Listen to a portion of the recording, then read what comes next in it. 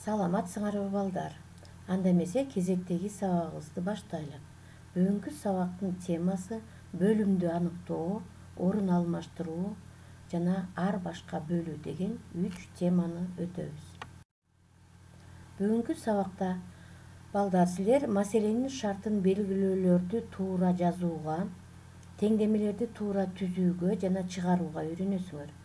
Маселелерди чыгаруу менен өтүлгөндөрдү бышыктайсыңар. Чыгарылган маселелерди туура формада жазууга көнүгөсүңөр.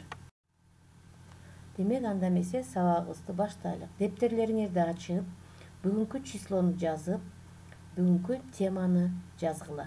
Темабыз бөлүмдү аныктоо. Бул биринчи тема балдар. Бизге мындай маселе берилип атат.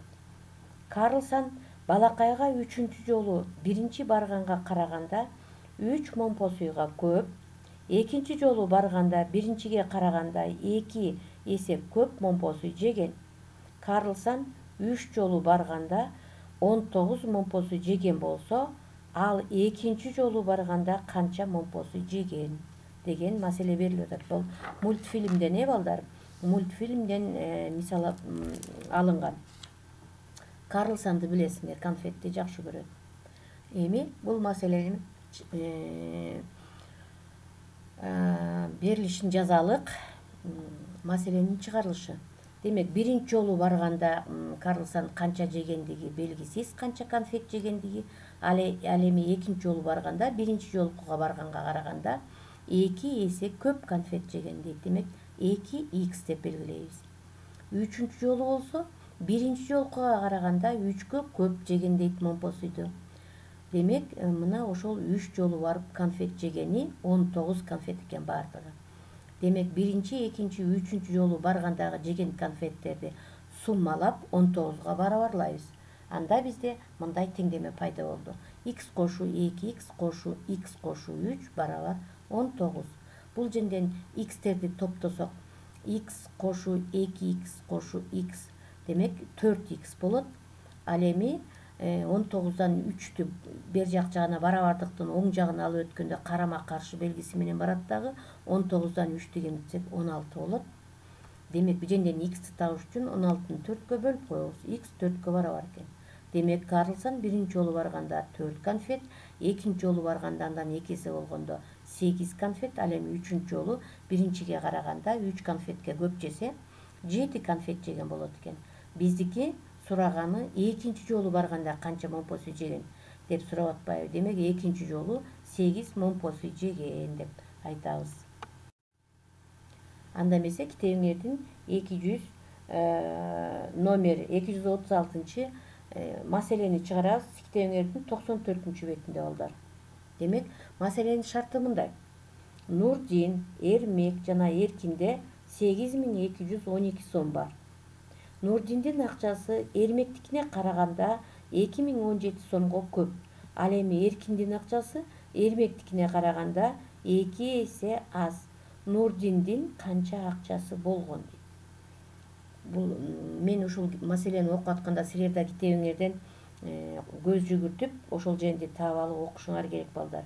Анткени маселе чыгараарда карайбыз да ушуларды. Демек, карагыла. Анда маселенин шартын мындай деп жазабыз. Бардыгы 3 балада бардыгы биригип 8212 сом бар экен. Эми карагыла. Нурдиндин акчасы Эрмектикине караганда 2017 сомго көп дейт. Ал эми Эркиндин акчасы Эрмектикине караганда 2 эсе аз дейт. Демек, Эркиндин акчасы эң аз экен да. Эрмектикине караганда 2 эсе аз десе, Эркиндикин x сому бар деп белгилесек, анда Эрмектики тескерисинче 2 эсе көп.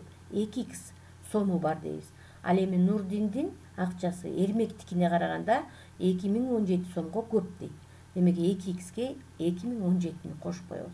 Бизде маселеде ошол Нурдиндин акчасы канча экендигин сурап атат. Ошон үчүн мен бул жерде суроо белгисин коюп койдум. Ушул суроого жооп беришибиз керек. Демек, 3 баланын акчаларын кошуп туруп суммалап 8212ге барабарлайбыз. Демек, анда теңдеме мындай болот. X кошу 2x кошу 2x кошу 2017 барабар 8212. X'терди топтойбуз. x'терди топтосок 5x болот экен. Кошу 2017 барабар 8212. 5x'ти табыш үчүн 8212ден 2017ни кемитебиз. 6195 калат. Демек x'ти табыш үчүн 6195ти 5ке бөлүп коебуз. 1239 чыкты. Бул Эркиндин акчасы. А Нурдиндин акчасы 2x кошу 2017 болчу. X'тин ордуна 2039'ту коюп, 2ге көбөйтүп, ага 2017-ни кошкондо 4495 деген сан чыгат. Бул Нурдиндин акчасы. Демек жообу Нурдиндин 4495 сому бар экен. Эми кийинки теманы өтөлү. Параграф 9-8 орун алмаштыруу деген теманы өтөбүз. Бизге мындай маселе берилди. Китеп текчесинин төмөнкүсүндө жогоркусуна караганда 2 эсе көп китеп бар. Эгер төмөнкү текчеден 7 китепти алып, жогоркусуна койсок, текчедеги китептердин саны бирдей болуп калат. Ар бир текчеде канчадан китеп бар деген суроо берилди. 2 текчедеги китептердин санын табышыбыз керек экен. Демек, төмөнкү текчеде жогоркуга караганда 2 эсе көп китеп бар дейт.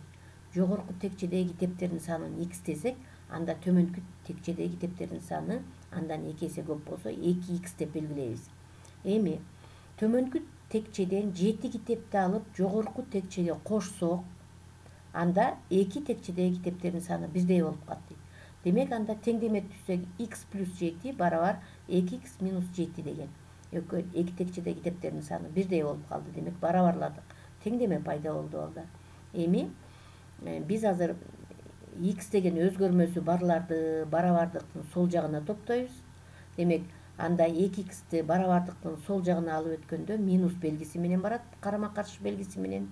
Ошондой эле барабардыктын сол жагындагы плюс 7-ни барабардыктын оң жагына алып өткөндө карама-каршы минус деген 7 деген белги менен өтөт.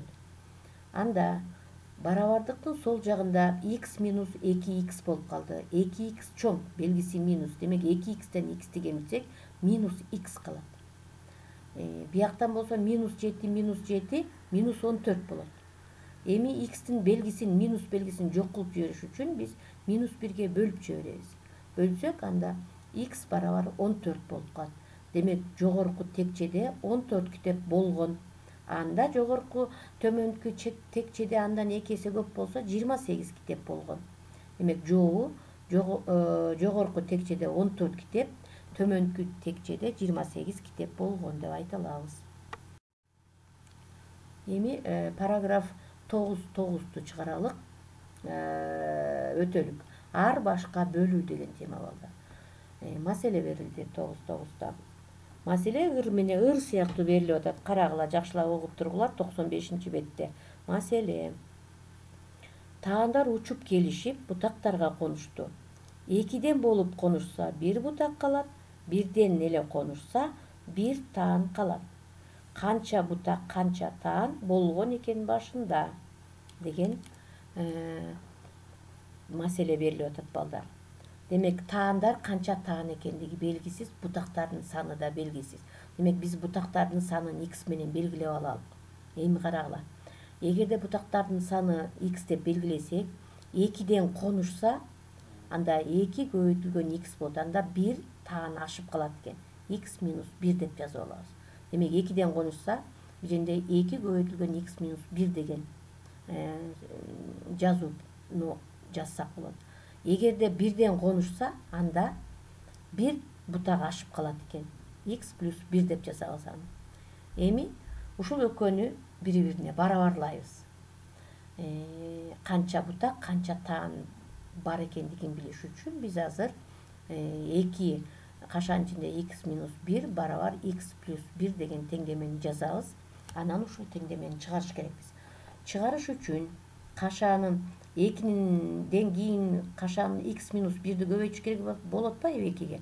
Демек 2ни кашанын ичиндеги x'ке көбөйтөбүз, 2x болот.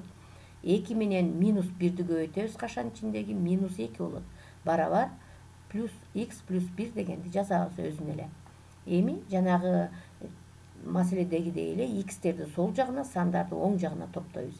бир жагынан барабардыктын экинчи жагына өткөндө карама каршы белги менен өтөт балдар. Демек анда 2x минус x болот, x'ти бир жагына алып өткөндө. Минус 2-ни барабардыктын оң жагына алып өткөндө анда бир өзү бар, кошу 2 болот. Демек 2x'тен x'ти кемитсек x калат. 1-ге 2-ни кошсок 3 болот. Демек бардыгы биз бутактардын санын x менен белгилегенбиз да. Демек 3 бутак бар экен. Эми элестеткиле. 3 бутак болсо, 2ден консо, 2 бутакка 4 таан конот, 1 бутак ашып калат дедик. А эгерде 1ден консо, анда 1 таан ашып калат дегенбиз. 3 бутакка 3 таан конот да 1 таан ашып калат. Демек анда мындан жыйынтык чыгарууга болот. Бардыгы 3 бутак 4 таан болгон. Ушун менен балдар сабагыбыз соңуна чыкты. Бүгүн 3 теманы өттүк балдар. Жакшылап видеону жакшылап көргүлө. Эсептер кандай чыгарылды карагыла. Ошо үй класстагы чыгарылган эсептерге окшош эсептерди мен үйгө берип атам. Демек параграф 9-7ден 9-9га чейинки 3 параграфты окугула, видеону көргүлө жакшылап. 239 жана 240 эсепти иштеп келесиңер. Көңүл бурганыңыздарга чоң рахмат. Саламатта калыңыздар.